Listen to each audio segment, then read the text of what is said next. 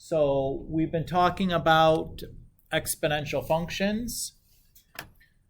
Last time we had ended looking at this example here. I've just copied and pasted this in from the previous lesson. So it says, given that the population of a certain city is in 1990 is 782,248 people, and the population of the same city in 2000 is 895,193 people, and assuming that the population growth is exponential, in what year will the population reach 1 million people? So we went and we wrote a model for this, right? That model was here.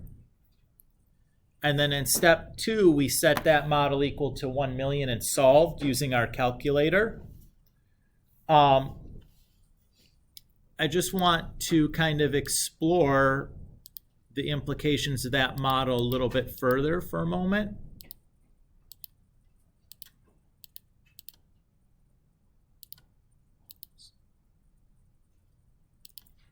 So I'm going to just type that in real quick. 782,248 times,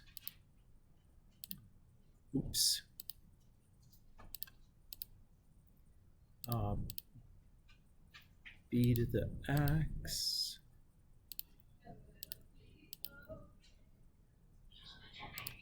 Oh, that's embarrassing.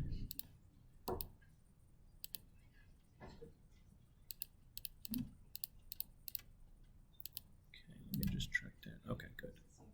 All right. So what would we say if we wanted to find out the population or use our model to estimate what the population be in, say, like the year 2100? Well, we'd plug 2100 in for t, right? No, remember t was the years after 1990. So what would we plug in if this, or we're talking about the year 2100? And t is the years after 1990? 110, right? Yeah. So I would do is just plug in 110 into my function. And look at what comes out. Population of 3 million. Ooh, it's a lot of population growth inside of like a century, right? Does that seem fishy to you? Seems a little fishy to me, right? There's not a lot of cities that even have the land area to support a 3 million population. So this is one of the drawbacks of using an exponential model to describe a population. It's because we expect at some point the population growth to kind of level off, right? Due to like you run out of space or you run out of food or you're, like people get, you have too many people crammed together and people start getting sick or, whatever, right? Life happens. You don't expect things to grow exponentially forever. You'd expect to kind of level off as you run out of space and resources and stuff.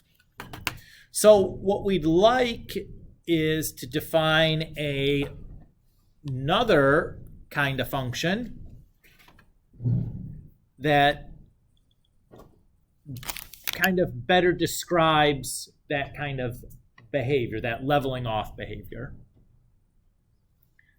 So that kind of function is called a logistic function.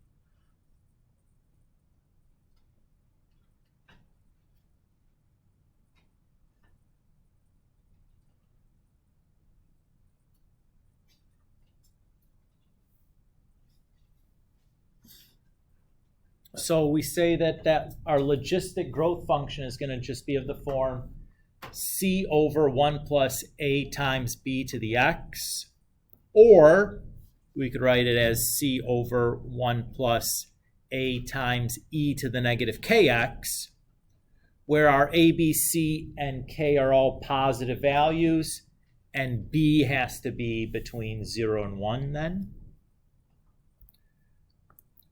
Note that we call this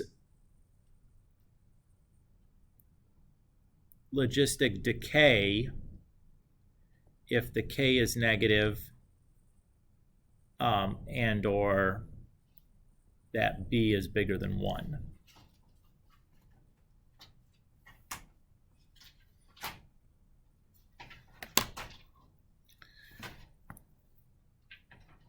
So let's think about what the end behaviors of this logistic function are going to look like.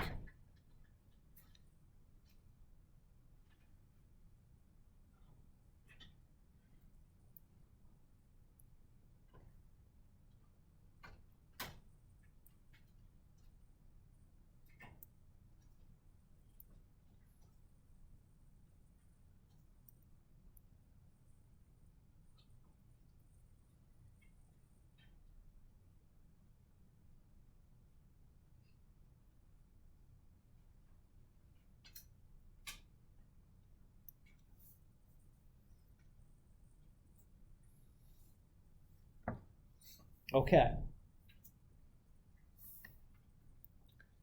So let's try to think about what these limits are going to look like, right? So the first one, we have x approaching negative infinity. So we're basically looking what's going to be happening to the function as that value for x is getting smaller and smaller and smaller and smaller, more and more and more negative, right? So the part of our function that's being affected by the x is that exponent base of b. So remember, b is a number that's between 0 and 1. So let's think about, say, a half. Everybody's okay with that? Just as a hypothetical.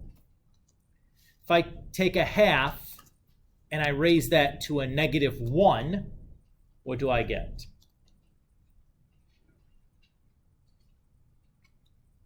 What does a negative exponent do?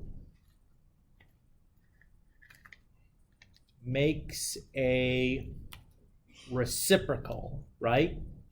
So 1/2 to the negative 1 should be 2, right? If I do 1/2 to the negative 2, it's going to make the reciprocal and then square it. So that should be 4.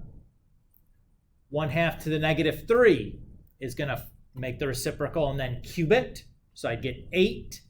What do you notice each time that value in the exponent is getting smaller? What's happening to the output? We've gone from 2 to 4 to 8. It's getting bigger. Everybody agree? So if that exponent can get infinitely small, get negative, 10, negative 100 trillion billion, what's that value going to do? Get infinitely big, right? Everybody's okay with that? So if I take that, so this b to the x is just going to be some infinitely big value. If I multiply something infinitely big by a constant, it's still infinitely big, right? If I add something infinitely big to 1, it's still infinitely big, right? And if I take a constant and divide it by something infinitely big, what are we heading towards?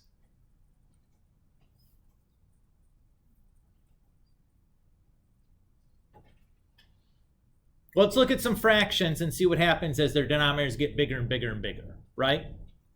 1/2 is what decimal? 0.5. A quarter is what decimal? 0.25. An eighth is what decimal? 0.125, right? Half of 25. What are you noticing as those denominators are getting bigger and bigger and bigger? Where are we heading towards? 0. So what is the limit here going to be? We'd expect it to be 0. Is that okay? All right. So let's do the same thing now with our other end. So this time we're going to positive infinity. Again, the part that is affected by the x is just the b. And again, b is a number between 0 and 1. So let's say we have, just pick a value for b like 1/2, just a kind of hypothetical. If I take 1/2 and I square that, what do I get?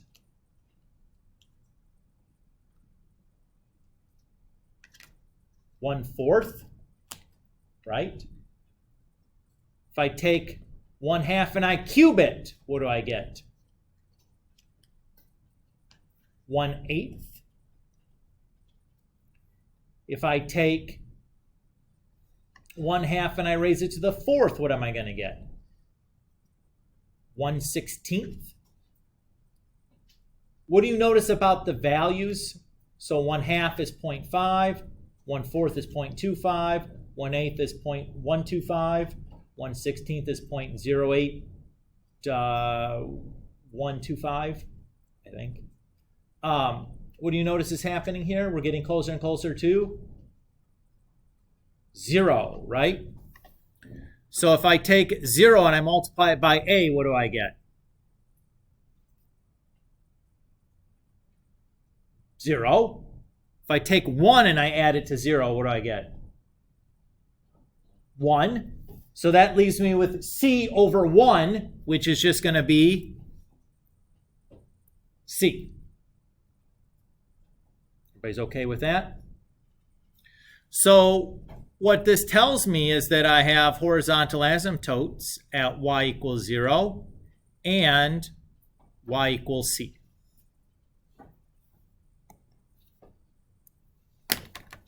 Oh, okay. Cool.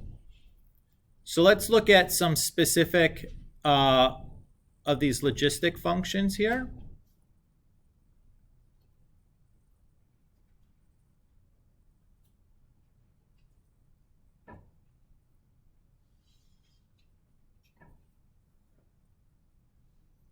All right. So what would I expect the horizontal asymptotes for this logistic function to be?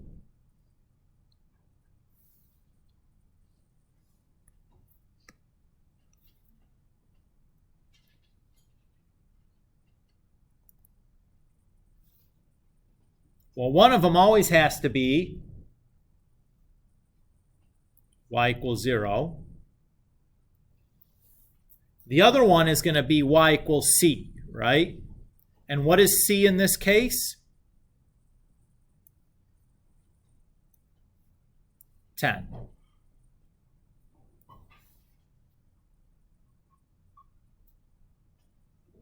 Is that okay? Let's take a look at a picture and just kind of confirm that.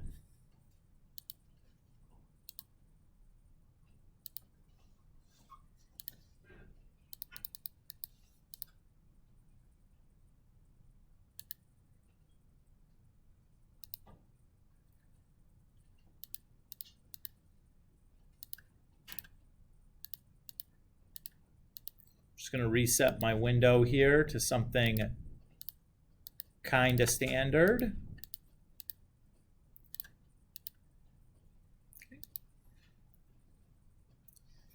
So here comes my logistic function. Let's turn off the axes for a second so you can tell real quick on what's going on here. So there's my horizontal asymptote at y equals 0. And there's my horizontal asymptote at y equals 10. the shape of my curve kind of looks like the letter S, right?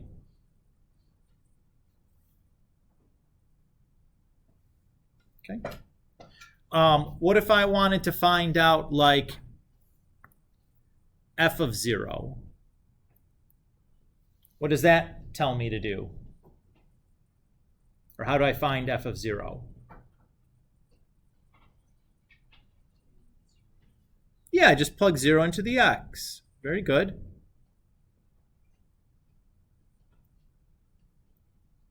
What's 0.06 to the 0?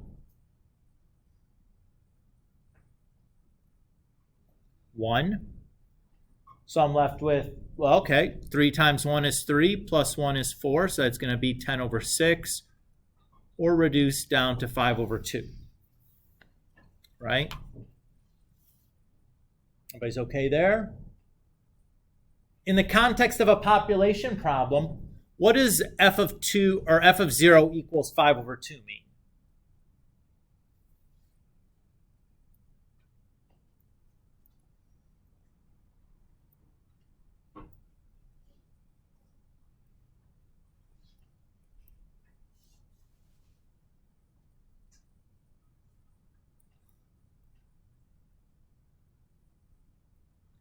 So it'd tell you the population at time 0, or you could just say the initial population is 5 over 2. So that's like kind of what that would mean in the context of a, like a population model. What do you guys think? It's okay? It's not a big deal. Nothing too tricky is happening here. So let's look at a story problem. Let's look at this kind of in context.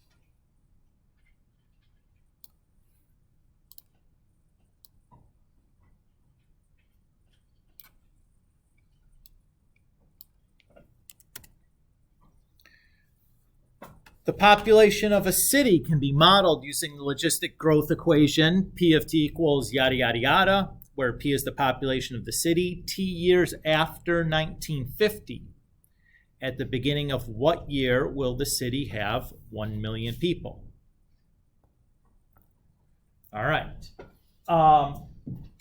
So what are we being asked to do here?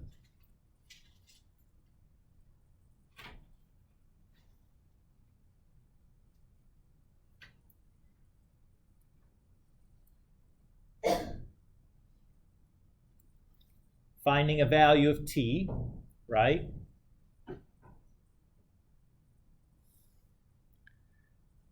And when are we looking for that value of t?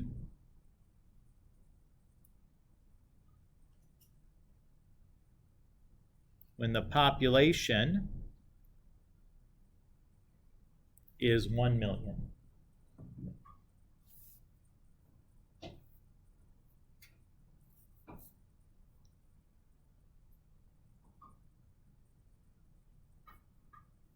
So far, so good.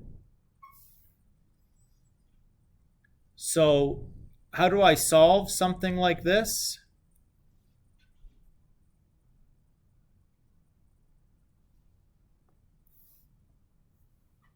Well,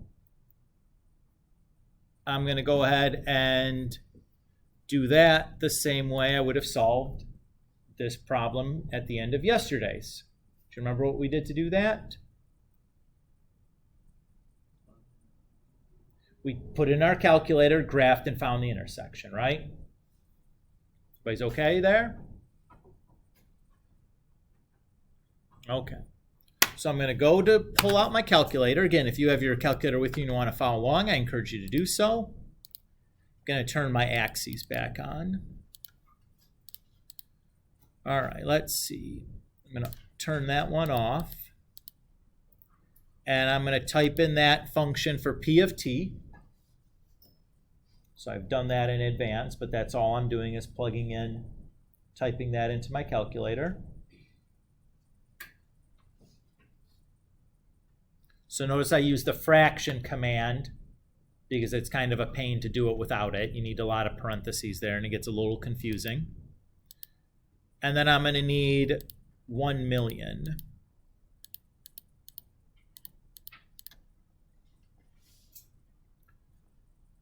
So that's the two functions I'm going to be looking for the intersection for.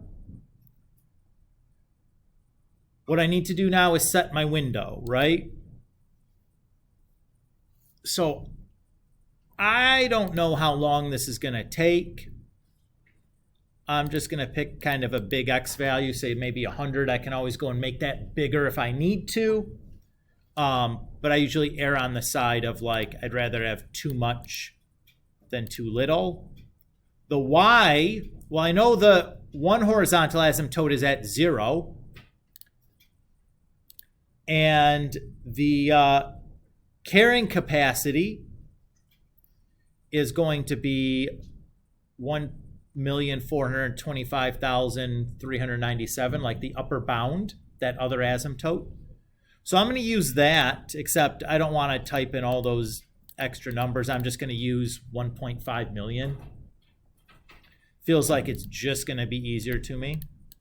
And I'll go up by 100,000s there on the Y. And let's hit graph there. So here's my logistic growth function. Here's the line 1 million. I can see the intersection is nice right there. To find that intersection, I'll press second. Trace, choose the intersect command, press enter 3 times, and I get the T is not 79001651.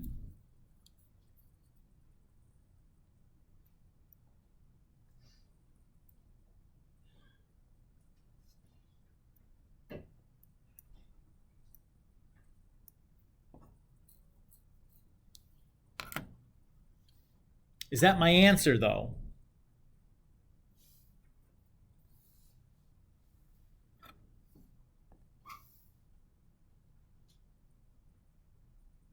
Nope. Because what is T?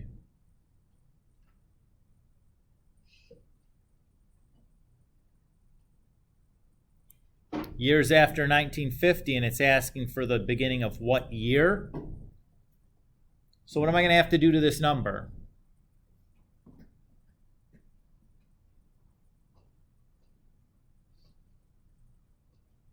Wants a date, right? What year is 79? What does that mean? I add 1950 to it, okay?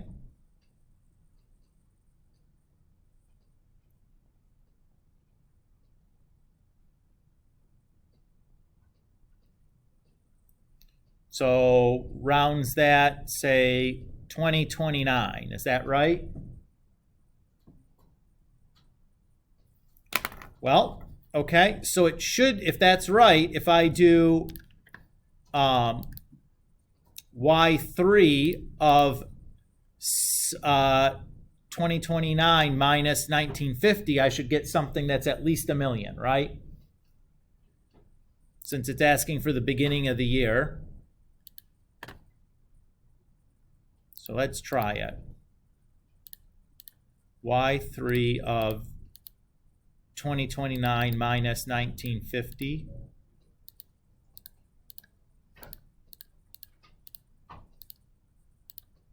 No! Is that bigger than 1 million? No. What should my answer be?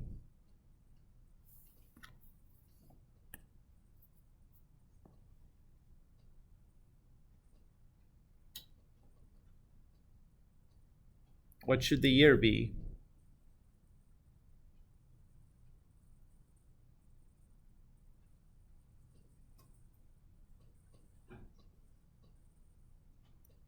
Should be 2023.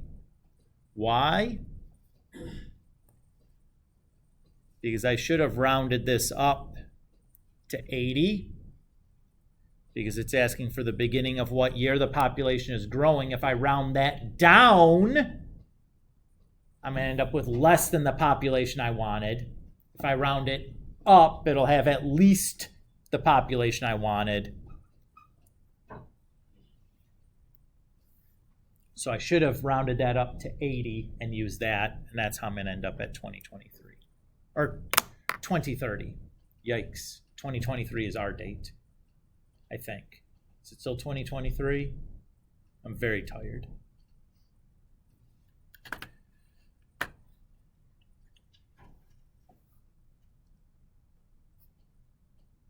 How are we feeling? Other than kind of sleepy and bored looking.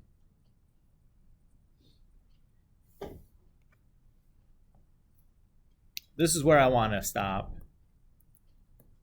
for today. So at this point, you guys should be able to do up through 16 from the problem set. Got a good chunk of time here today. We're a little bit more efficient than third hour, who's a little bit more rambunctious than you guys tend to be, where you sit here quietly and politely ignoring me, rather than third hour, who sits there loudly ignoring me. Makes it harder to get stuff done. It's okay. I don't mind being ignored. I have a 3-year-old.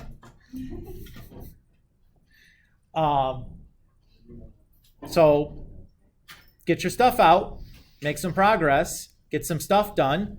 Seniors, this is your last assignment, is the problem set due this weekend, so